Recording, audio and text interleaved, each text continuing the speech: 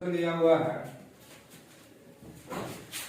तो मान लीजिए इसको अगर हम डेल्टा लेते हैं तो डेल्टा बराबर मेरा दिया हुआ है 3 -4 5 1 1 -2 2 3 1।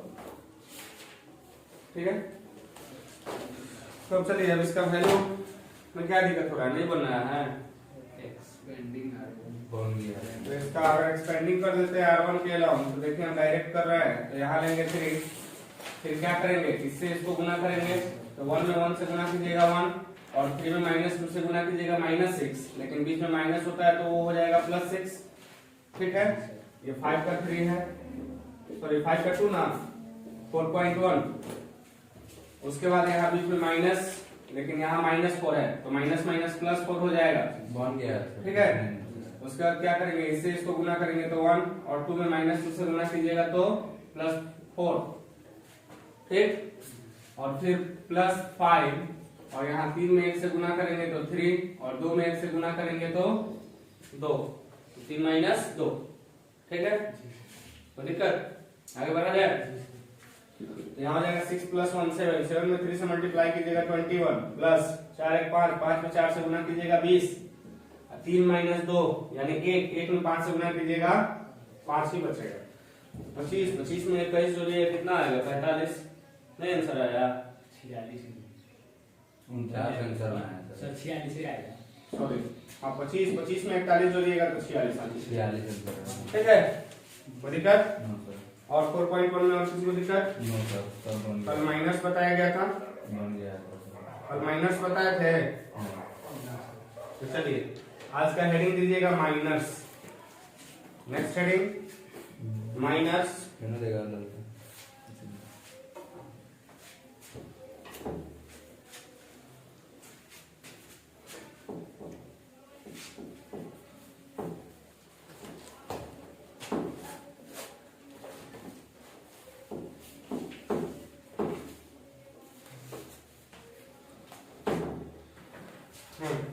तो आज हम लोग चलेंगे माइनस पर, और माइनस का हिंदी होता है उपसारणिक। माइनस का हिंदी क्या होगा? उपसारणिक। ठीक है, यानी कि माइनस क्या होगा ना कि डिटरमिनेंट से, ठीक है, आपका डिटरमिनेंट से, जैसे एक तरह से कह सकते हैं कि अगर स्क्वायर मैट्रिक्स दिया रहेगा ना तो उस स्क्वायर मैट्रिक्स का कुछ एलिमेंट तो जब हम क्या करेंगे बाहर निकालेंगे तो उसी से मेरा माइनस का फॉर्मेशन होगा, यानी सारणिकी से उपसारणिकी बनेगा। ठीक है, जैसे ऑर्डर 2 में होगा तो केवल और केवल उपसारणिकी माइनस हमको 1 मिलेगा। ठीक, लेकिन जैसे ही मेरा 3x3 का अगर स्क्वायर मैट्रिक्स दिया रहेगा तो उसमें मेरा 4 मिलेगा। तो अब कैसे माइनस निकालते हैं उसको पहले समझेंगे, उसके बाद तब इस पे क्वेश्चन हम लोग देखेंगे। तो पहले इसका डेफिनेशन लिखेंगे it is denoted by Mij, it is denoted by Mij। ठीक है, इसको हम लोग किससे डिनोट करेंगे? Mij से, यानी M फॉर माइनस। ठीक है, I के लिए क्या हो जाएगा? ith रो और jth कॉलम। ठीक है, तो चलिए, तो अब Mij जब हमको निकालना होगा तो जहां का भी जिस पोजीशन का भी माइनस हमको निकालना होगा, ठीक है, उस पोजीशन का रो और कॉलम क्या करेंगे? पूरा का पूरा डिलीट कर देते हैं। ठीक है ना, जिस पोजीशन का भी अगर हमको माइनस निकालना होगा उस पोजीशन का रो और उस पोजीशन का कॉलम पूरा का पूरा डिलीट करेंगे और जो बच जाएगा वही मेरा माइनस होगा। क्लियर है? क्लियर है ना? तो चलिए लिख लीजिएगा for obtaining Mij, for obtaining, यानी इसको हम लोग लिख सकते हैं for obtaining Mij deleting ith row and jth column for the given position. ठीक है, यानी कह रहा है कि for obtaining MIJ deleting ith row and jth column for given position, यानी जिस पोजीशन के लिए अगर हमको माइनस कहेगा, जैसे सपोज कीजिए अगर हमको 1 1 के लिए कहेगा, तो किसी भी स्क्वायर मैट्रिक्स में अगर M11 हमको निकालना होगा, यानी 1 1 पोजीशन का अगर माइनस निकालना होगा, तो पहला रो यानी i का वैल्यू यहाँ 1 है, तो पहला रो और उसके बाद कॉलम में क्या है, फर्स्ट है, तो पहला कॉलम दोनों को डिलीट कर देंगे, उसके बाद जो बचेगा वो मेरा माइनस हो जाएगा। तो वही कह रहा है for obtaining MIJ deleting ith row and jth column for the given position, यानी जो भी पोजीशन दिया रहेगा उस पोजीशन के रो और कॉलम को डिलीट कीजिए, जो बच गया वही मेरा माइनस हो जाएगा। तो चलिए अब इसको एग्जांपल से समझ लेते हैं। तो अब यहाँ हम लोग लिखते हैं कि एग्जांपल, जैसे a बराबर हम लोग लिख दें 1 2 3 4 और हमको इसका माइनस निकालना है, या तो इस तरह भी दे सकता है, नहीं तो मैट्रिक्स के फॉर्म में दे सकता है। तो वहां आप लोग कंफ्यूज नहीं होइएगा कि सर ये तो डिटरमिनेंट कर रहे हैं और मैट्रिक्स दे दिया, तो या तो ऐसे भी दे सकता है, नहीं तो डिटरमिनेंट टाइप से ही देगा, लेकिन अधिकांशतः क्वेश्चन आपका मैट्रिक्स का ही माइनस निकाला जाता है। ठीक है, तो इसी तरह देगा। क्लियर क्लियर है? तो चलिए अब यहाँ हम लोग निकाल लेते हैं M11। क्या निकाल लेते हैं? M11। तो जब M11 निकालेंगे तो अभी जस्ट कह रहा है कि जिस पोजीशन का हमको माइनस चाहिए उस पोजीशन के रो को और उस पोजीशन के कॉलम को डिलीट करेंगे, यानी कुछ देर के लिए भूल जाएंगे कि यहाँ पे कुछ था। ठीक है, इस पंक्ति और स्तंभ में, यानी इस रो में और इस कॉलम में कुछ देर के लिए भूलिए, गजनी बन गई। गजनी फिल्म देखे है ना, उसमें क्या होता है? ठीक है, कुछ देर के लिए खाली मारे पीछे याद रहेगा, कुछ देर के लिए बेचारा भूल जाता है ना, तो वही कुछ देर के लिए भूला बन जाएंगे और जो बच जाएगा वही मेरा माइनस हो जाएगा। ठीक है, यानी M11 क्या बचा यहाँ से? 4। अच्छा, अगर M12 निकालना होगा तो क्या लिखेंगे? तब होगा 3 हो जाएगा। उसके बाद अगर M21 निकालना होगा तो क्या लिखेंगे? 2 होगा। ये वाला हो जाएगा, इसको डिलीट करो, इसको डिलीट मारो तो यहाँ 2 बचेगा। इसमें साइन का कोई नहीं है, यहाँ कोई साइन का जरूरत नहीं है, जहाँ एलिमेंट हमको जिस जगह का मिलेगा केवल एलिमेंट लिखना है। ठीक है, और उसके बाद एलिमेंट के पहले साइन हो तो माइनस प्लस। हाँ, एलिमेंट के साथ अगर साइन होगा तो उसको हम लोग लिखेंगे। डिटरमिनेंट के उस पोजीशन का साइन से अभी कुछ लेना देना नहीं है, बात समझ रहे हैं ना? तो M22 क्या लिख देंगे? 1 लिख देंगे, तो यही हो गया मेरा माइनस। ठीक, तो मान लीजिए ये तो ऑर्डर 2 का हुआ। अगर ऑर्डर 3 का दे दे, जैसे यहाँ एग्जांपल हम लोग एक और ले लेते हैं, b बराबर 1 4 -6 2 7 -3 -4 -2 8, और इसका हमको माइनस निकालना होगा। जैसे मान लीजिए, अच्छा इसमें कितना माइनस निकलेगा? 4। इसमें तो 4 माइनस निकला, लेकिन उसमें कितना माइनस निकलेगा?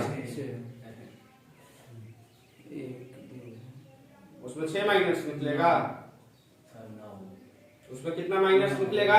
9 माइनस निकलेगा।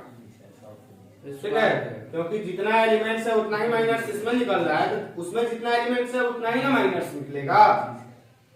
बात समझे? तो चलिए अब M11 अगर निकालते हैं तो first row first column delete मारे, तो यहाँ बच जाएगा कितना? 7 -3 -2 और 8। यहाँ केवल एक एलिमेंट बच रहा था तो 1 को लिखे थे, लेकिन वहां बच रहा है 4 एलिमेंट, तो चारों को लिखेंगे। और इसके बाद आगे क्या करना है तो हम लोग कल की क्लास में पढ़े हुए थे, इसको एक्सपेंड कर देंगे। अब इसको तोड़ देते हैं, तो 8 से 7 में मल्टीप्लाई करोगे कितना हो जाएगा? 56। माइनस में -3 से मल्टीप्लाई करोगे +6, लेकिन बीच में माइनस का साइन होगा, तो 56 में से 6 जाएगा तो क्या बचेगा? 50। ठीक है, यानी इस पोजीशन का माइनस मेरा 50 आ गया। उसके बाद M12 M22 वगैरह वगैरह हम लोग क्या करेंगे? निकाल लेंगे। ठीक है, दिक्कत? तो जल्दी से इसको नोट कीजिए।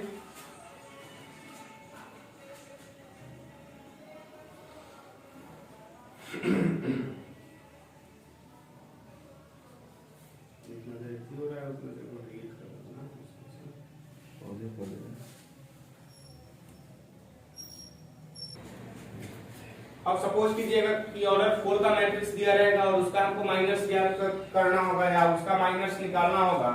तो जैसे अगर यहाँ ले लेते हैं 1 2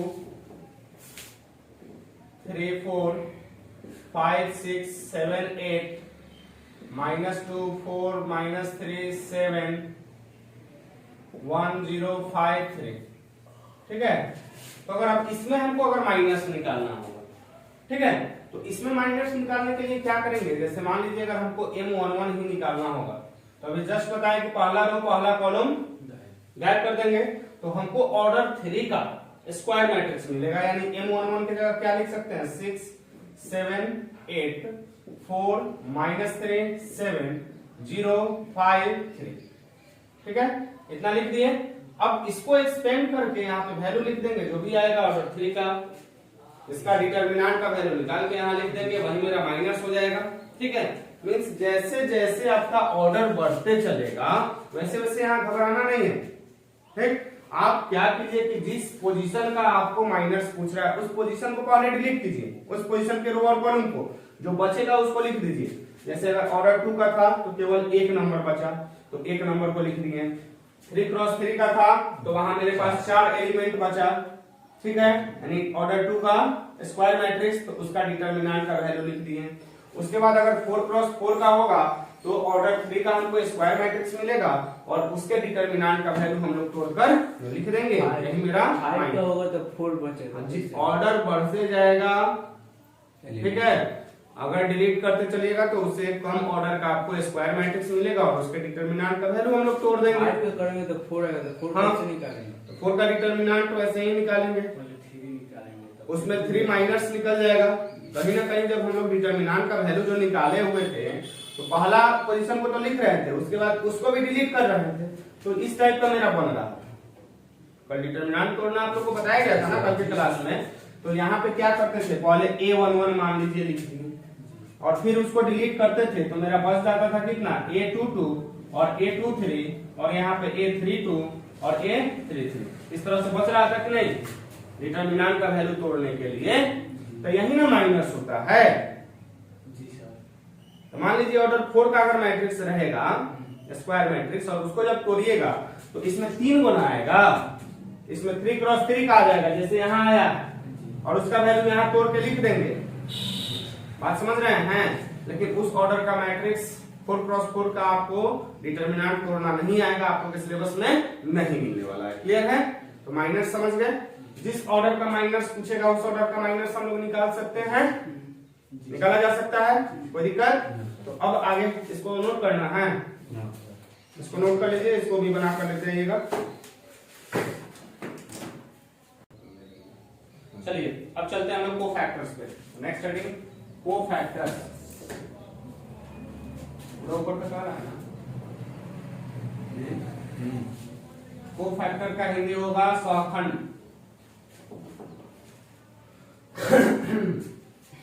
कोफैक्टर्स का हिंदी क्या हो जाएगा, सहखंड। तो देखिए कोफैक्टर्स में लिखेंगे इट इज डिनोटेड बाय, और देखिए यहाँ पे आपका साइन आ जाएगा। आप लोग पूछ रहे थे ना कि सर केवल एलिमेंट लिखना है कि उस पोजीशन का साइन लिखना है, तो इसी कोफैक्टर में केवल और केवल साइन विथ माइनस आता है, ठीक है, यहाँ साइन आएगा, ठीक है। तो लिखिएगा it is denoted by, it is denoted by CIJ, इसको हम लोग किससे डिनोट करेंगे, CIJ से, ठीक है, समझ में आया।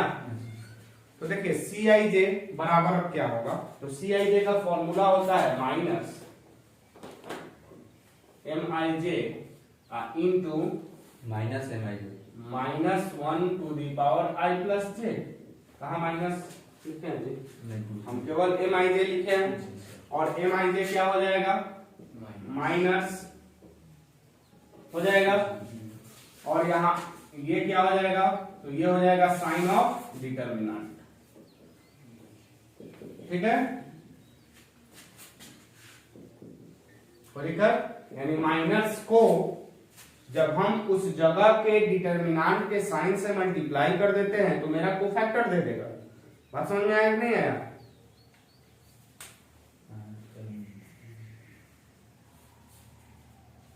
चलिए नोट कर लिए। गया। चलिए, तो अब यहाँ Cij निकालने के लिए हमको फॉर्मूला मिल गया, यानी माइनस, ठीक है, और उस पोजीशन का साइन।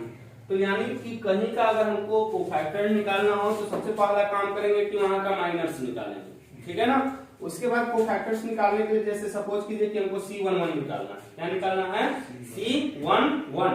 तो C11 निकालने के लिए इस 11 पोजीशन का साइन, तो आप लोग को ट्रिक कल भी बताए हुए थे, फॉर्मूला से भी बताए हुए थे, ट्रिक भी बताए हुए थे कि इसको प्लस कर देंगे। अगर इवन नंबर आया इसका सम i प्लस j का, तो क्या लिखेंगे? वहां का साइन प्लस होता है ना, वहां का साइन प्लस होगा। तो 1 + 1 को हम क्या करेंगे? ऐड कर देंगे, तो ये हो जाएगा 2, यानी यहाँ का साइन प्लस।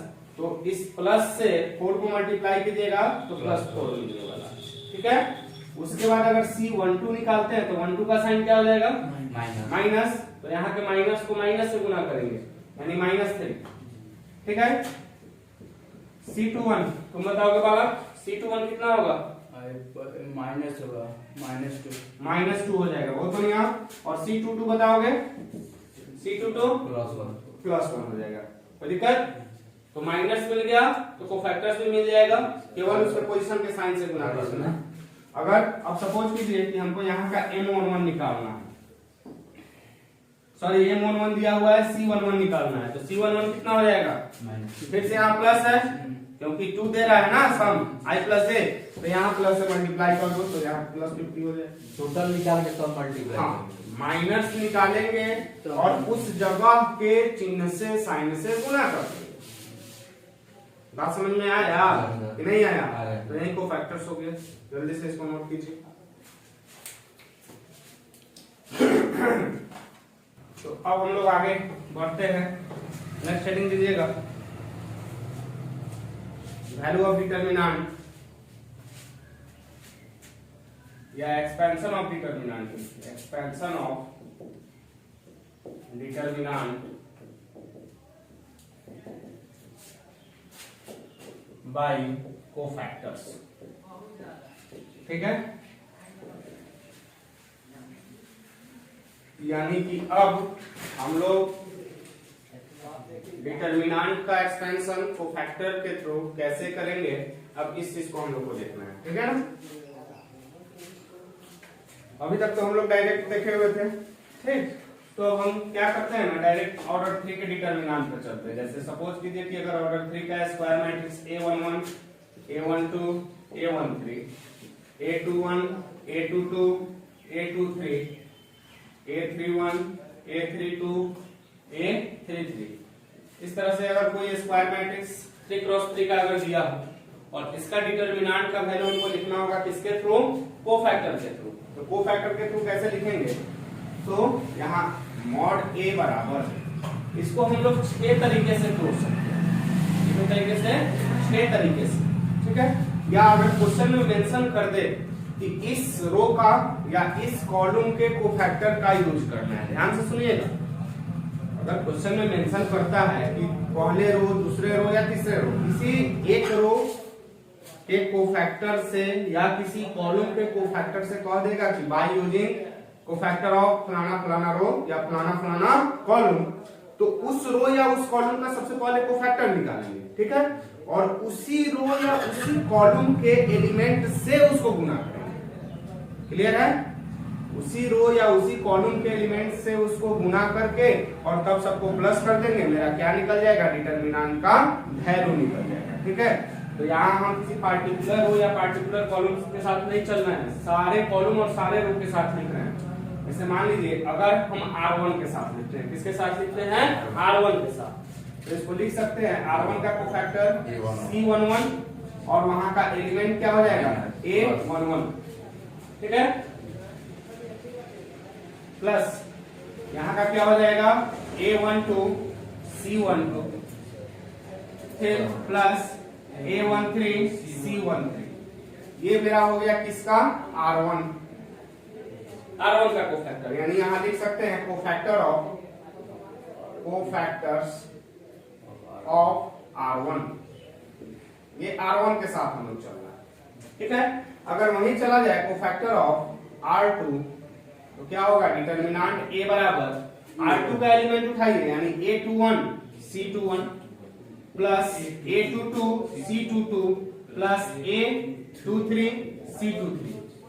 ठीक है, अगर हम वही लिखें कोफैक्टर ऑफ R3 तो क्या लिख सकते हैं, डिटर्मिनेंट A बराबर A31 C31 plus A32 C32 plus A33 C33।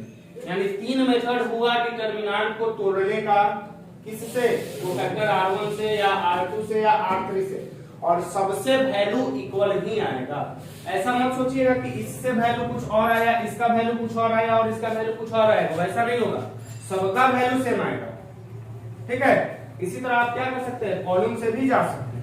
जैसे मान लीजिए हम पहला कॉलम का पूरा कोफैक्टर निकालेंगे, यानी C11 तो A11 करेंगे, फिर C21 निकालेंगे तो क्या करेंगे, A21 करेंगे, फिर यहाँ निकालेंगे क्या, C31 into A31, फिर उसको जोड़ देंगे। जैसे मान लीजिए हम यहाँ अगर लिख दें कोफैक्टर ऑफ C1 तो डिटर्मिनेंट A का वैल्यू क्या लिखेंगे, A11 C11 plus A21 C21 plus A31 C31। बात समझे, इससे भी वैल्यू एक सेम ही आएगा, कॉलम हो या रो, कॉलम हो या रो हो, किसी भी रो या किसी भी कॉलम का कोफैक्टर निकाल के उसी रो से, ध्यान दीजिएगा, उसी रो या उसी कॉलम के एलिमेंट से गुना करना, और फिर सबको प्लस कर देना है, कहीं माइनस नहीं करना। इसमें डिटर्मिनेंट का साइन का कोई जरूरत नहीं है, ये ऑलरेडी कोफैक्टर निकालते वक्त हम लोग डिटर्मिनेंट के साइन का यूज कर चुके हैं। कोफैक्टर निकालते वक्त डिटर्मिनेंट का साइन यूज किया जा चुका है। ठीक है, बात समझ में आया। तो ये रहा आपका तरीका कि extension of determinant by using cofactor. ठीक है, अगर ध्यान दीजिएगा, अगर मगर हर चीज में होगा, किंतु परंतु लेकिन, बात समझ में आ रहा है ना। अगर आप कोफैक्टर निकाल रहे हैं पहले रो का, दूसरे रो का, तीसरे रो का, या पहला कॉलम, दूसरा कॉलम या तीसरा कॉलम, और भूलवश किसी दूसरे रो या किसी दूसरे कॉलम से अगर आप गुना कर देते हैं उसको, तो वहां आपका डिटर्मिनेंट का वैल्यू कुछ नहीं आएगा, वहां वो आएगा बड़ा सा अंडा आ जाएगा। बात समझ में आया, यानी कहने का मतलब है कि डिटर्मिनेंट ऑफ A बराबर, अगर आप मान लीजिए R1 का कोफैक्टर निकाले और R2 के एलिमेंट से गुना कर दिए, ठीक है, जैसे मान लीजिए हम R2 का एलिमेंट यहाँ लिख देते हैं A21 और कोफैक्टर निकाले C11 प्लस A22, यहाँ कोफैक्टर इसका लिखे C12 प्लस A13 और सॉरी A23 ना, और यहाँ C13, तो इस टोटल का वैल्यू आपका 0 देगा। इस टोटल का वैल्यू क्या दे देगा, 0 देगा। हम यहाँ डिटर्मिनेंट A नहीं लिख रहे हैं, तो यहाँ एलिमेंट किसका, R2 का, कोफैक्टर किसका, R1 का, है ना, और दोनों के प्रोडक्ट का सम बराबर 0। ठीक है, तो अगर डिटर्मिनेंट का वैल्यू निकालना होगा तो ऐसा गलती आप लोग नहीं करें। ठीक है, नोट कीजिए, एग्जांपल दे दीजिए, हो गया। चलिए तो देखिए हम एक सिंपल सा छोटा सा एग्जांपल लेते हैं। जैसे अगर A बराबर यहाँ दिया हुआ है 1 2 3 4, तो इसका हम लोग माइनस निकाले हुए थे, M11 बराबर 4, M12 बराबर निकाले हुए थे 3, M21 बराबर कितना निकाले हुए थे 2 निकला था ना, और M22 बराबर निकला था 1। इसका C11 निकला था कितना 4, C12 निकला था -3, C21 बराबर निकला था -2 और C22 बराबर निकल गया था 1, निकल गया था। कोफैक्टर लिख लीजिए। अब यहाँ पे कह रहा है कि जिस रो और जिस कॉलम का कोफैक्टर से आपको तोड़ना है, बात समझ में आ रहा है, तो हम क्या करते हैं कि पहला रो के कोफैक्टर के साथ, इसके साथ पहला रो, तो पहला रो का कोफैक्टर यहाँ 4 है और यहाँ पहला रो का एलिमेंट 1 है, तो 4 कितना हो जाएगा 4 into 1, फिर बीच में प्लस करना है, कोई माइनस नहीं करना है। फिर दूसरा इसका तो C12 -3 और -3 में 2 से गुना कीजिए, कितना हो जाएगा -6, 4 - 6 बराबर कितना -2 आ जाएगा। और इस तरह डायरेक्ट भी तोड़ के देखिए, यहाँ से 4 में 1 से गुना कीजिएगा 4 और 3 में 2 से गुना कीजिएगा 6, तो 4 माइनस 6 बराबर -2। ठीक है, वैल्यू सेम आया। और एक चीज और बताए हैं कि कोफैक्टर किसी दूसरे रो या दूसरे कॉलम का और एलिमेंट किसी दूसरे रो और दूसरे कॉलम का, तो उसका वैल्यू 0 हो जाएगा। जैसे अभी क्या करते हैं, पहला रो का कोफैक्टर उठाते हैं और दूसरा रो का एलिमेंट उठाते हैं। ठीक है, तो पहला रो का कोफैक्टर 4 और उसी जगह पे दूसरे रो का एलिमेंट कितना है 3, तो 4 × 3।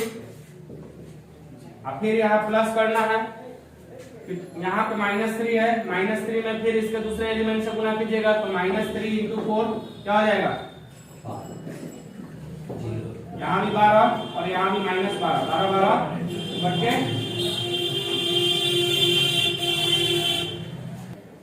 तो देखिए अभी हम लोग समझे कि जिस रो या जिस कॉलम का कोफैक्टर लेना है, उसी रो और उसी कॉलम का एलिमेंट को यूज करना है। दूसरा रो और दूसरा कॉलम यूज कीजिएगा तो उसका वैल्यू आपको 0 मिल जाएगा। ठीक है ना, ठीक है।